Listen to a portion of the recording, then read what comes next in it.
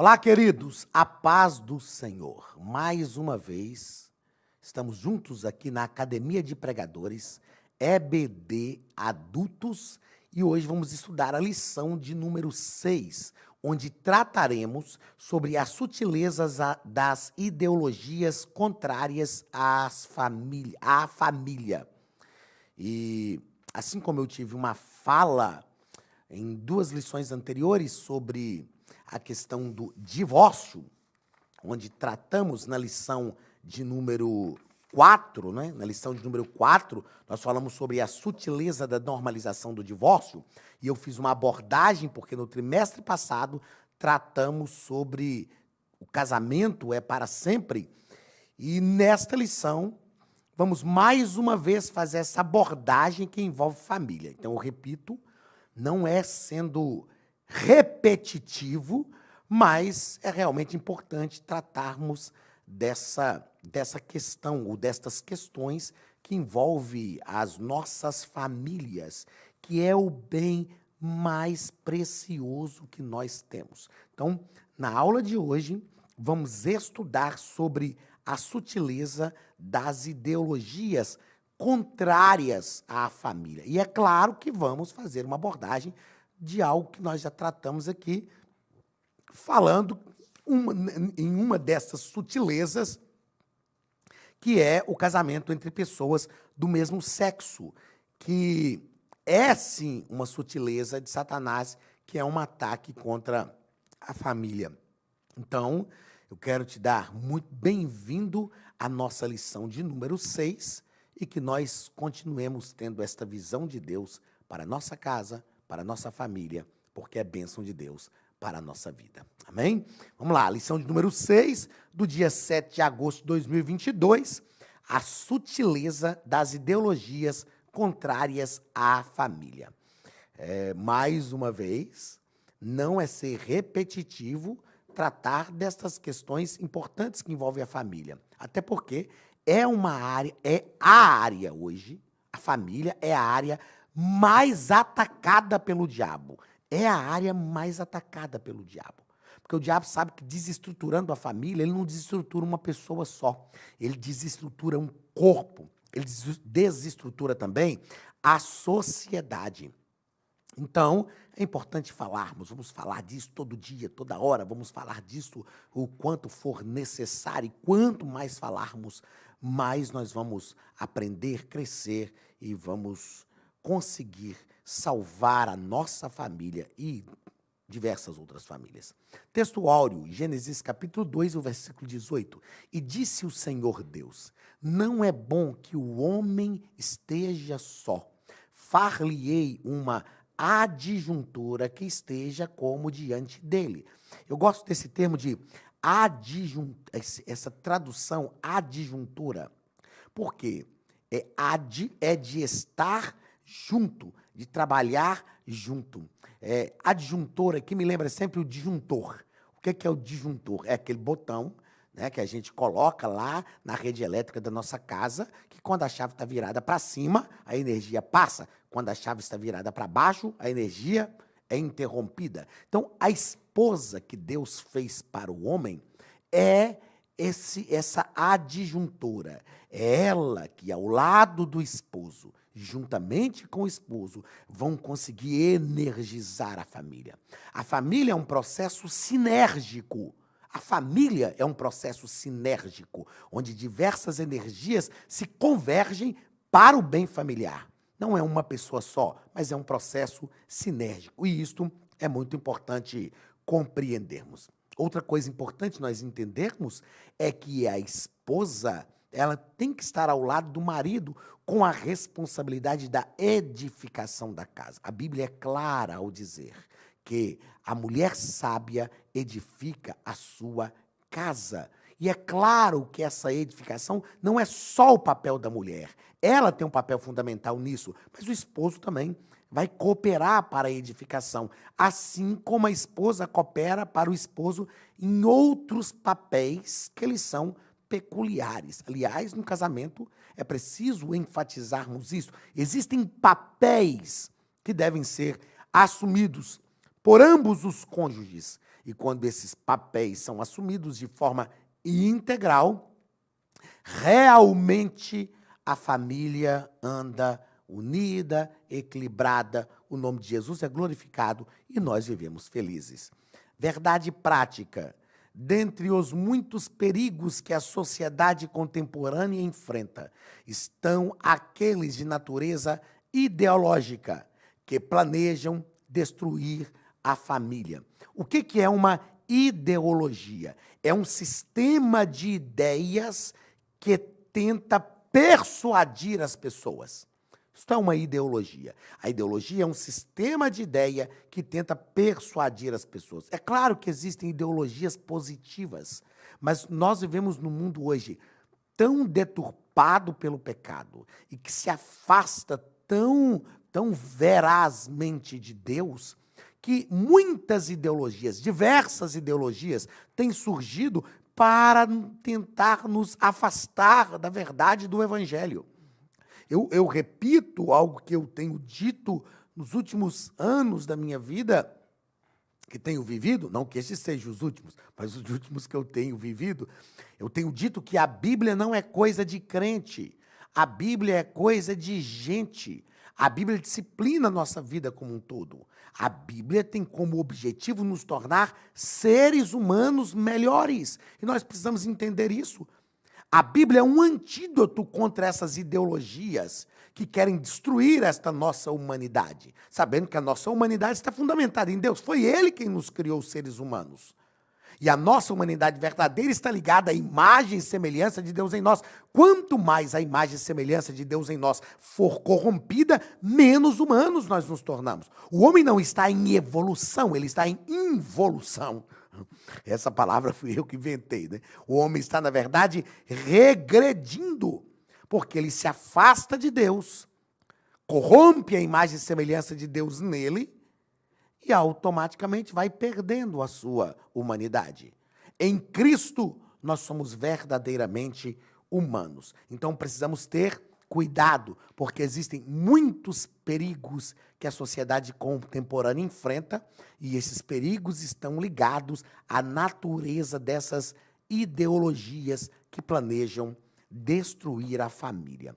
A palavra-chave da nossa lição hoje é família. Família. Todos nós temos uma família.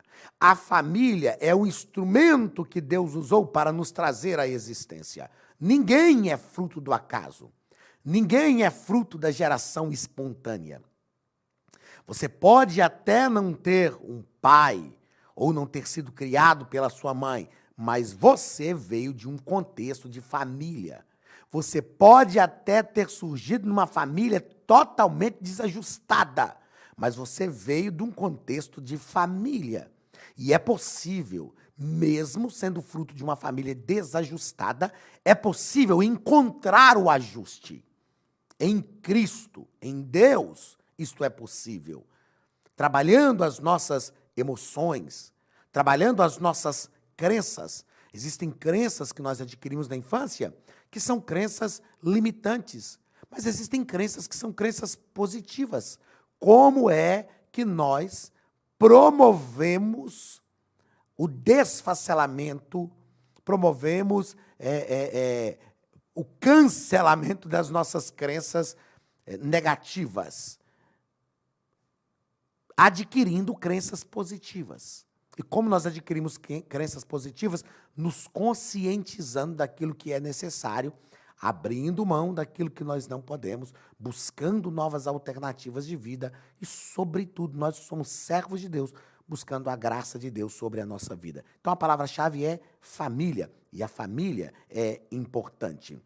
A leitura bíblica em classe da nossa sexta lição está em Gênesis, capítulo 2, versículos 24 ao 18, que nos diz da seguinte forma: E disse o Senhor Deus, não é bom que o homem esteja só. Far-lhe-ei uma adjuntora que esteja como diante dele. E havendo, pois, o Senhor Deus formado da terra todo animal do campo, toda ave dos céus, os trouxe a Adão para este ver como lhes chamaria. E tudo que Adão chamou a toda alma vivente, isto foi o seu nome. E Adão pôs os nomes a todo o gado, e às aves dos céus, e a todo animal do campo. Mas para o homem não se achava adjuntora que estivesse como diante dele.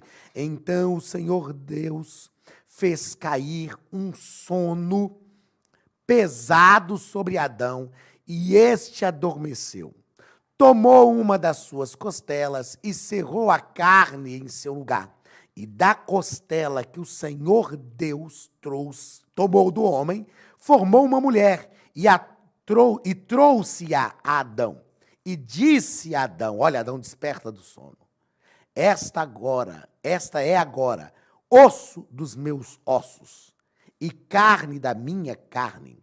Esta será chamada varoa, porquanto do varão foi tomada. Portanto, deixará o varão seu pai e a sua mãe, e apegar-se-á à sua mulher, e serão ambos uma só carne. Esse texto é um texto conhecidíssimo e um texto magnífico da Bíblia. O cântico de Adão, né? Porque isso aqui é um cântico, isso é um salmo. Adão está feliz, está salmodiando, está glorificando a Deus pela esposa que Deus lhe concedeu. Este cântico que Adão faz aqui é magnífico. E ele demonstra, esse texto demonstra, nos indica, nos garante uma interdependência entre homem e mulher. Adão nunca poderia falar para Eva: ah, mas você só existe porque eu te doei uma costela. Porque ela diria: rapaz, você me doou a costela para que você fosse um homem completo, porque sem mim você não seria um homem completo. Eva nunca poderia dizer para Adão: ah, mas sem mim você não seria um homem completo, porque Adão iria dizer: mas sem a minha costela você não existiria. Então, o que Deus está fazendo? Deus podia criar uma mulher também do pó da terra, mas quando Deus tira uma costela de Adão, Deus está criando uma interdependência entre homem e mulher. Deus quer que esses dois seres diferentes, que pensam diferentes, com concepções diferentes, com visões psicoemocionais diferentes, com visões de mundo diferentes, com concepções hormonais diferentes. Deus quer que eles vivam ajustados. E como diz o pastor Cláudio Duarte, só Deus para colocar dois seres tão diferentes, unidos. E é só Deus. E isso é para que nós entendamos que a subsistência do nosso casamento está firmada em Deus. Quando os problemas vierem, quando as dificuldades vierem, lembrem-se, foi Deus que nos uniu. Somos diferentes e foi Deus quem nos uniu. Uma vez um camarada falou comigo: eu queria que a minha mulher pensasse como eu. Eu falei: rapaz, só se ela fosse homem. Só se ela fosse homem. Eu não quero que minha mulher pense como eu, seja como eu. Ah, de jeito nenhum, de jeito nenhum. Nós precisamos buscar o ajuste. E é nesse caminho da busca do ajuste que estão as nossas dificuldades. Na verdade, Deus nos criou para o relacionamento. E o que é mais difícil para o ser humano, senão relacionamento? Relacionamento é o nosso calcanhar de Aquiles, gente. Relacionamento é a nossa maior dificuldade. E por que no casamento nós temos grandes conflitos? Porque no casamento nós temos o mais íntimo relacionamento entre dois seres humanos. O mais íntimo relacionamento entre dois seres humanos. Mas foi para isso que Deus nos criou. Nós fomos criados para o relacionamento. Então, nós temos a possibilidade de nos relacionar. Se encontrarmos as dificuldades nos relacionamentos, nós vamos buscar auxílio no nosso Criador. E ao buscar auxílio no nosso Criador, onde está a nossa essência, nós encontraremos o caminho para o ajuste no relacionamento. É isto que nós precisamos conceber na nossa vida conjugal. E assim, com certeza, nós vamos vencer. Vamos aos comentários da nossa lição.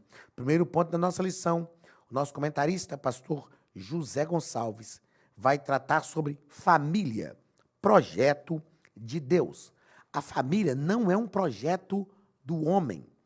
A família é um projeto de Deus. Foi Deus quem uniu Adão e Eva. Foi Deus quem disse que não era bom o homem estar sozinho. E Deus é sábio. Deus sabe de todas as coisas. Então, quando ele disse que não era bom, meu amigo, é porque não era. Primeiro parágrafo. Uma instituição divina. Deus uniu homem e mulher e disse: multiplicai-vos, sede fecundos, multiplicai-vos, enchei a terra. Isso é o projeto de família. É o projeto de família. É interessante que Adão e Eva estavam no Éden. E a ordem de Deus para eles encherem a terra foi antes do pecado. Se era para encher a terra, por que estavam no Éden? Não era jardim do Éden, era um jardim no Éden. A palavra Éden significa lugar de delícias. E no lugar de delícias, Deus criou um jardim, um ambiente especial para Adão e Eva conviverem e se relacionarem uns com os outros e com Deus. O que Deus queria era que, a partir do relacionamento que Adão e Eva tivessem com ele, no jardim, que estava no lugar de delícias, eles povoassem a terra a partir deste relacionamento. Então, a família era para ser, e ela começa assim, a ordem de Deus é essa, e é uma ordem de Deus para nós até hoje, a família é para ser formada, alicerçada no relacionamento fiel do ser humano com Deus. Nós nos relacionamos com Deus e, a partir deste amor da relação com Deus, nós formatamos a nossa família. Mas o pecado entrou. E ele interrompeu isso, só que a ordem de Deus ainda é a mesma. É possível vencer o pecado e ter um relacionamento familiar ajustado? É claro que é. É claro que é. Por maiores que sejam os problemas, nós podemos viver isso. Eu fiz questão de anotar aqui que a família é o meio pelo qual Deus nos trouxe à existência. Eu não me esqueço nunca, ouvi isso, uma fala do pastor Josué Gonçalves, que tem um ministério totalmente voltado para a família. Ele disse assim: família é o lugar mais teológico da nossa vida. A família é o lugar que nós aprendemos sobre Deus. A família é o lugar onde Deus se revela a nós. A sua família tem que ser teológica. A sua família tem que revelar Deus, tem que viver Deus na pele. Deus precisa ser presente dentro da sua casa. Por maiores que sejam as dificuldades, eu também tenho problemas familiares. Todos nós temos, mas é possível viver uma família teológica, porque a família é projeto de Deus. Olá, queridos alunos e alunas da Academia de Pregadores, que bom ter você conosco neste momento tão especial. Estamos aqui para apresentar a nova plataforma da Academia de Pregadores, que foi construída ao longo dos últimos meses com muito carinho, um grande investimento, para levar até você não somente um conteúdo de excelência, mas também tecnologia de ponta. Veja comigo. Os cursos estão organizados por trilhas na página principal. Aqui você encontra sugestões, lançamentos, temas específicos e outras categorias. No final da página tem uma trilha com todos os cursos. Após começar os seus estudos, a primeira trilha será Continuar assistindo, que mostra somente os cursos iniciados por você. Sobre a capa do curso, consta o número de aulas, a carga horária e um botão para adicionar os favoritos.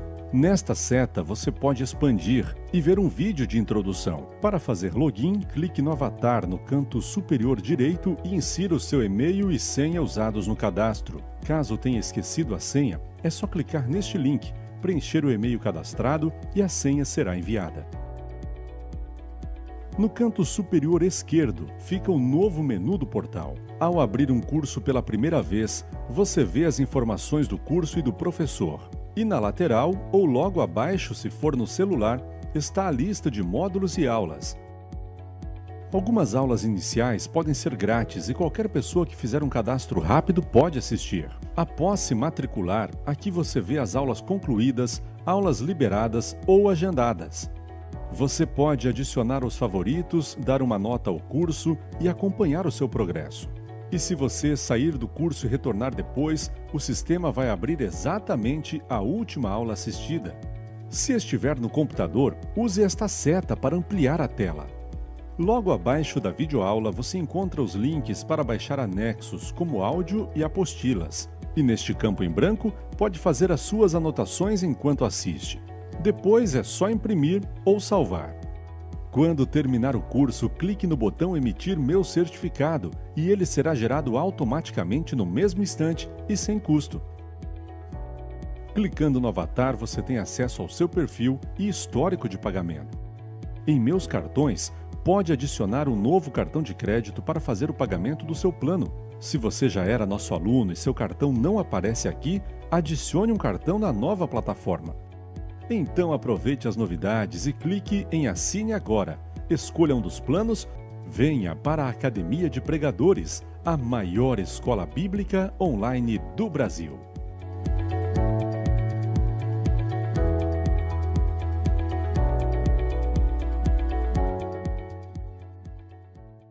Segundo parágrafo do primeiro ponto, família, a célula máter da sociedade. O que é a célula máter? É a célula mãe, é a célula que gera a sociedade. Eu sei que você já ouviu essa expressão diversas vezes, mas a família realmente é isto. Sem a família, nenhuma sociedade existiria.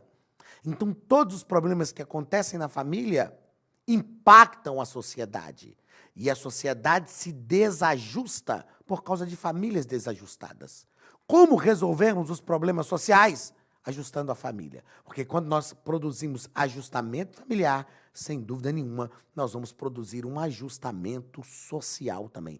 A família é a célula máter da sociedade. A família é o primeiro órgão de controle social onde nós somos inseridos. Os órgãos de controle social são importantíssimos para a sociedade, porque os órgãos de controle social nos direcionam, nos equilibram, formatam a nossa vida para vivermos de forma equilibrada dentro da sociedade. E a família é o primeiro órgão de controle social. Segundo ponto da nossa lição: fundamentos da família cristã. Primeiro fundamento, que nós já tratamos aqui em outras aulas, mas é um fundamento da família cristã. O casamento monogâmico, um homem para uma mulher. E heterossexual, homem e mulher. Este é um fundamento da família cristã. E isso é científico. Só assim pode haver proliferação da raça humana. O casamento entre pessoas do mesmo sexo, no casamento entre pessoas do mesmo sexo, é impossível que haja perpetuação da raça humana. A gente sabe, isso é cientificamente impossível. Não sou eu, pastor Anderson, que estou falando. Isso não é coisa de crente que fala, coisa de pastor. Não, isso é coisa de ciência. É impossível que uma família homoafetiva, a união homoafetiva entre dois parceiros, é impossível que entre dois parceiros haja a possibilidade de reprodução humana. Outra coisa que eu gosto sempre de dizer, com todo respeito, sempre, é que quando se trata de parceiros numa relação homoafetiva, não é um casal, não é, gente? Casal tem que se encasalar, ok? E o acasalamento ocorre entre sexos diferentes, em qualquer espécie criada por Deus, mesmo dos animais. O acasalamento ocorre entre macho e fêmea. Então, não é um casal. Com todo respeito, mas são parceiros. Duas meninas, parceiras. Dois meninos, parceiros. Meninos, falando assim de forma bem tranquila, não é? Dois homens, parceiros. Duas mulheres, parceiras. Pronto. Não é um casal. Tem gente que fala aquele casal homoafetivo. Eu sei que é uma ideologia. Eu estou falando aqui de forma científica, de forma clara, de forma positiva, verdadeira, respeitosa, mas de forma científica, ok? Não é um casal, são parceiros.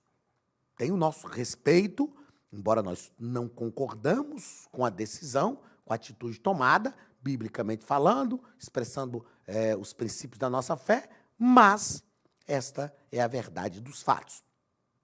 Segundo parágrafo do segundo ponto. O casamento indissolúvel e confessional. Indissolúvel, o casamento é para sempre. O que é confessional? Professam a mesma fé. Aqui, é o que eu disse em aulas anteriores. Confessional. Muitas vezes nós não pensamos nessa situação aqui, ó, que essa é uma situação de jugo desigual. E o confessional aqui, ó, fala de objetivos que se convergem, objetivos que estão convergindo, que estão ligados. Os cônjuges ou os candidatos ao casamento precisam conversar. Às vezes o rapaz quer casar e quer uma moça dona de casa. Eu não queria que minha mulher trabalhasse fora, eu quero... Ele está errado de pensar assim? Não, não está. Cada um pensa e aspira como quer. Agora, ele tem que encontrar uma moça que queira ser uma dona de casa, que não queira trabalhar fora, que queira viver ali para o lar, para os filhos. Aí ele encontra com a moça, não falam isso no casamento, e aí casam, a moça faz faculdade e quer conquistar a sua vida profissional.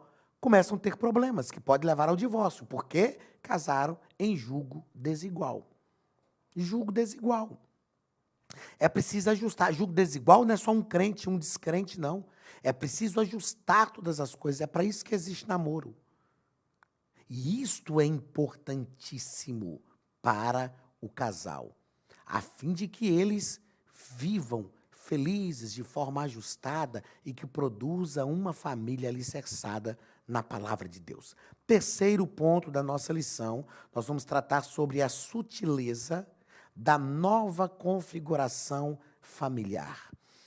É a nova família, é o modelo de família. E é claro que nós temos um modelo bíblico de família. Temos um modelo bíblico. Primeiro parágrafo, uma sutileza. Casamento entre pessoas do mesmo sexo. É aprovado por lei. Eu até consigo entender juridicamente essas questões. O STF, depois o STJ, aprovaram isso. Hoje, os parceiros do mesmo sexo, que estão unidos por vínculos matrimoniais, com a aprovação de leis no nosso país, amparados por uma questão jurídica, eu até consigo entender, gente. Eu até consigo entender, mas é uma configuração familiar que não foi projetada por Deus. Não foi projetada por Deus. Assim como tem muitas e diversas outras coisas na nossa vida que não foram projetadas por Deus. Então, nós precisamos buscar sempre os projetos de Deus para a nossa vida. Tem gente que fala, pastor, mas quando você diz que até consegue entender, consigo. Eu até consigo entender. As pessoas, mesmo sendo contrário à palavra de Deus, mesmo não sendo aquilo que Deus quer, elas se uniram. Uma união homoafetiva. E aí levaram 20, 30 anos juntos e adquiriram patrimônio juntos. Aí depois, um dos parceiros morre. O que fica vivo tem direitos ao patrimônio? Tem, é claro, construiu junto, foi uma sociedade. Pastor, mas você está falando que está certo? Não estou falando que está certo, eu já disse isso várias vezes aqui. Eu não estou aprovando a união, eu estou pensando em questões jurídicas, e quanto a isso aí não tem como a gente fugir. A gente precisa ser sensato também. Não é? Os dois, é a mesma coisa de uma sociedade. Os dois se uniram, são parceiros, ou homens ou mulheres, mas são parceiros ou parceiras. Ficaram 20 anos juntos, construíram um patrimônio. Um dos parceiros morreu. E agora? O outro que investiu o trabalho, o esforço, o dinheiro naquele patrimônio, vai realmente ficar sem ter direito àquele patrimônio? Não.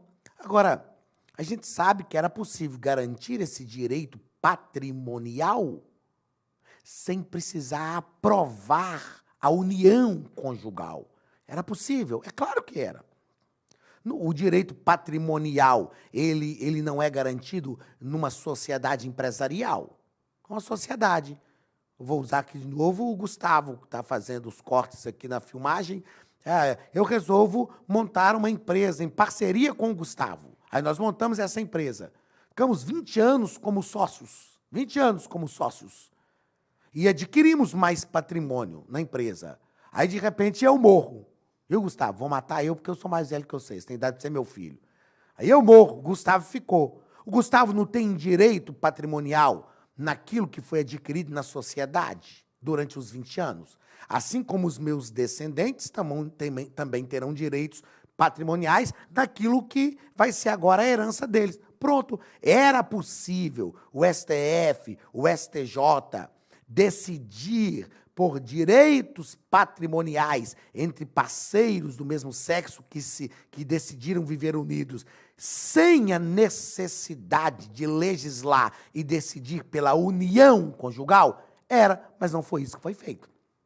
Uma coisa é certa, existe hoje uma legislação estabelecida e, como servos de Deus, inteligentes que somos, nós respeitamos essa legislação que é estabelecida. Entretanto, como igreja do Senhor Jesus, conhecedores da palavra e como pessoas que defendem a sua fé, nós expressamos a fé que nós defendemos. Não é? A gente vai respeitar, a gente não vai desobedecer à lei, não vai descumprir, mas a igreja também, que é vista pelo Código Civil como uma organização, ela tem os critérios para que a pessoa faça parte dessa organização.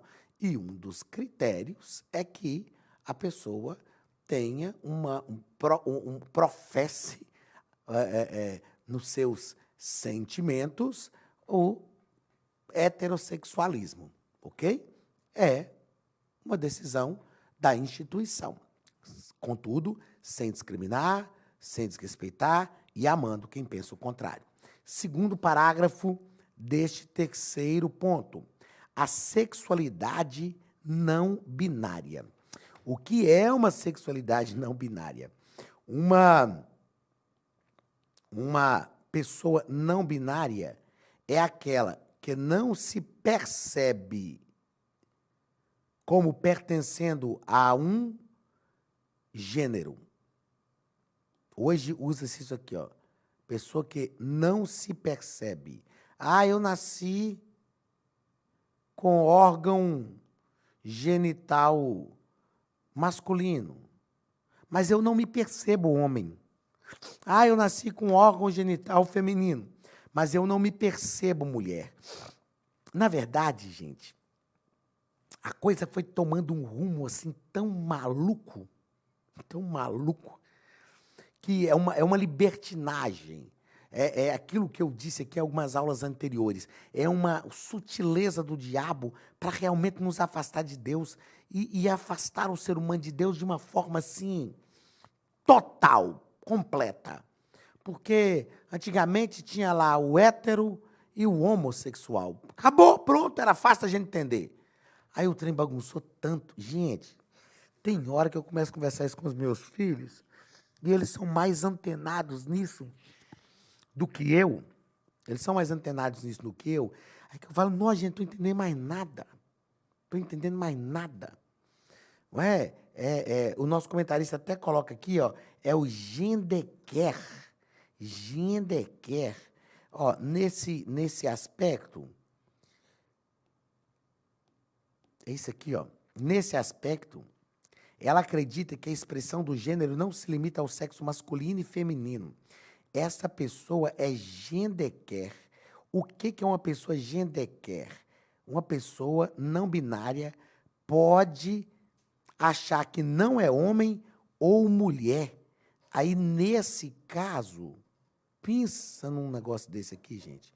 Nesse caso, gente, eu estou caminhando por 50 e tem umas coisas que parece que é muito para minha cabeça. É claro que a gente vai procurando entender, mas nesse caso teria uma ausência de gênero, ou ainda pode achar que é as duas coisas ao mesmo tempo. Ou seja, não é nada ao mesmo tempo, é tudo. Pode ser que a pessoa nasça com a genitália masculina e se perceba mulher, ou com a genitália feminina e se perceba homem, ou a pessoa em algum momento se perceba mulher e em outro momento se perceba homem. Ou seja, é direito da pessoa perceber o que quiser.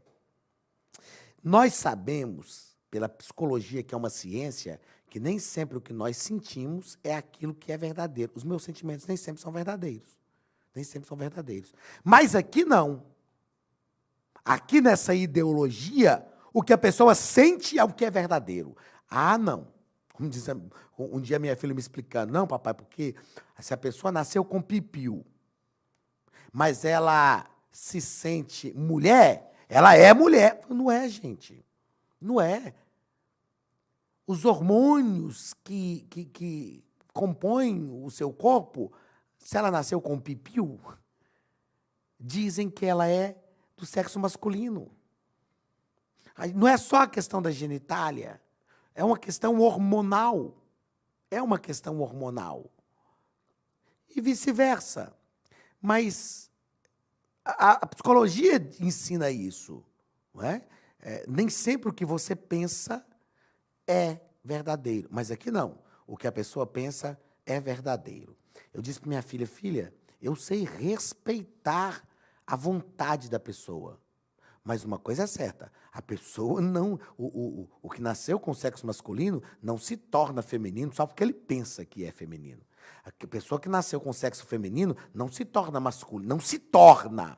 Eu até respeito a decisão da pessoa, mas ela não se torna masculina só porque ela pensa ser masculina, nascendo masculino, né? E nasceu com sexo feminino. É uma decisão, é uma escolha. Eu sei que é um conjunto de fatores que leva a pessoa àquele caminho, mas a pessoa não se torna porque pensa que é, ok? Não se torna só porque pensa que é. Essa é uma verdade e que nós temos que falar com todo respeito. Gente, toda hora eu falo isso, vocês perceberam? Com todo respeito, para que as pessoas entendam. Não é medo de processo, mas é para que as pessoas entendam que eu falo isso com amor, debaixo da graça de Deus. Repito aqui, eu tenho amigos, amigas, que optaram pela relação homossexual. São meus amigos, gosto deles, respeito, são pessoas dignas, mas verdade seja dita, né? Não concordo com a prática. Vamos lá, último ponto da lição. Princípios bíblicos para uma família sólida. Primeiro, o papel dos pais. Os pais têm a missão de transmitir valores aos filhos. Os pais têm a missão de transmitir valores a seus filhos. Valores são princípios impregnados na família, alicerçados em Deus e na sua palavra, que devem ser transmitidos para a família. Isso é uma missão dos pais. E claro que, como pais, nós somos seres humanos, nós falhamos, mas nós devemos entender que essa é a nossa missão. E as igrejas? Igrejas fortes geram famílias igualmente fortes. A gente sempre fala, família forte gera igreja forte, mas igrejas fortes devem gerar famílias também fortes. Que como igreja nós trabalhemos, nós defendamos a família, nós mostremos que a igreja tem um papel social importante e é por isso que nós estamos na Terra. Deus te abençoe e até a nossa próxima aula na semana que vem, onde trataremos da sutileza da relativização da Bíblia. Você não pode perder essa aula e eu te espero aqui na Academia de Pregadores semana que vem. Um abraço do pastor Anderson Silva e da Academia de Pregadores, em nome de Jesus.